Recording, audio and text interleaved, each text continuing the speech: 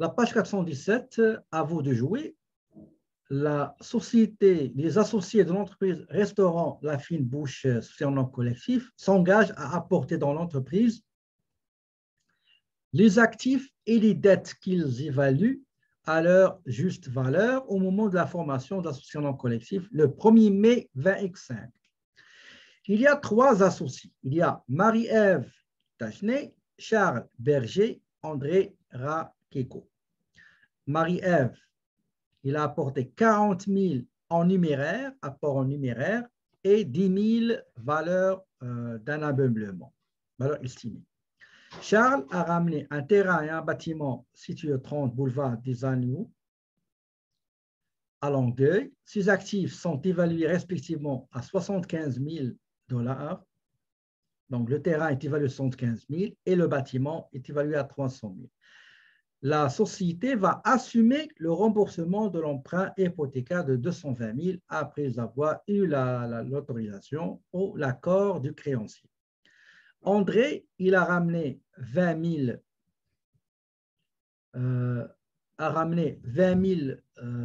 en numéraire et l'équipement de cuisine évalué à 15 000 $. Maintenant, ce qu'il faut faire, 2 travaux à faire, 2 choses à faire, comptabiliser les apports initiaux, les mises de fonds initiales, ainsi que l'établissement d'un bilan d'ouverture. Donc, je vous laisse 10 minutes ou 15 minutes pour faire ce travail. Et après, on va le corriger ensemble.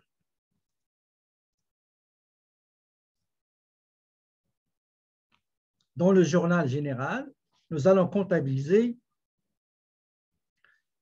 les 3 apports initiaux des 3 associés, Marie-Ève, Charles et André. Pour Marie-Ève, il a apporté initialement sa mise de fonds initiale, elle est de 40 000 $ déposés à la banque. Ameublement de bureau comme apport en nature évalué à 10 000 $. Donc, le total de sa mise de fonds initiale, de son investissement initial, est de 50 000. D'accord? 50 000.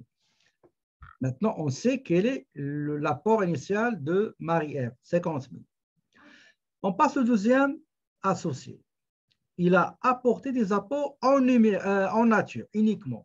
Il n'a pas mis d'argent dans l'encaisse. Uniquement, il a ramené bâtiment et terrain. Le bâtiment est estimé à 300 000 $ et le terrain à 75 000. Sauf que les 2 portent des emprunts hypothécaires non encore soldés et après avoir eu l'autorisation et l'accord du créancier, Charles Berger a transféré cette créance vers la société qui va assumer le paiement restant de l'emprunt hypothécaire. Donc, le total de la valeur des bâtiments, c'est 375. Ce qui reste de l'emprunt qui était au nom de Charles, c'est 220. Donc, l'écart est considéré comme un apport de 155. Donc, Marie a son investissement initial, c'est 50 000. Charles, c'est 155 000. Et enfin, le troisième associé, André. André, il a ramené 2 types d'apports. Apport en numéraire, argent déposé à la banque de 20 000 $. L'équipement, apport en nature de 15 000 comme valeur. Donc, le total, c'est 35 000. Ça, c'est la comptabilisation des apports initiaux. Allons-y maintenant voir comment établir le bilan d'ouverture de la société en nom collectif Restaurant La Fine Bouche. Nous avons dans l'actif l'encaisse, c'est 50 000, apport en numéraire, 40 000 apport en numéraire de Marie, plus apport en numéraire de l'associé André. Donc 40 plus 20, ça donne 60 000.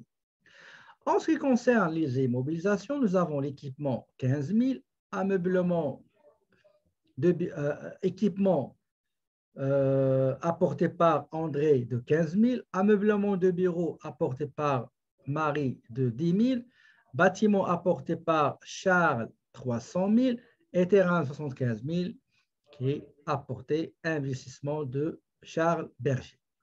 Donc, le total de l'actif, c'est-à-dire l'encaisse plus les immobilisations, 460 000.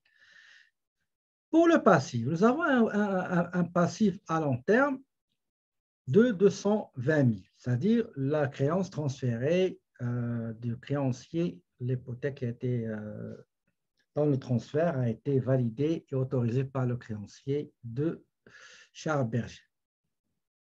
Les capitaux propres, nous avons le capital initial apporté par Marie, donc qui est 50 000,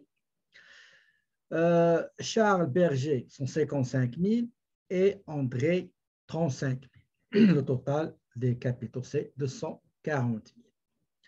Donc, voilà la correction, journal général et le bilan d'ouverture. Donc, j'estime que vous avez bien assimilé, bien compris comment comptabiliser les apports initiaux et aussi comment préparer le bilan d'ouverture.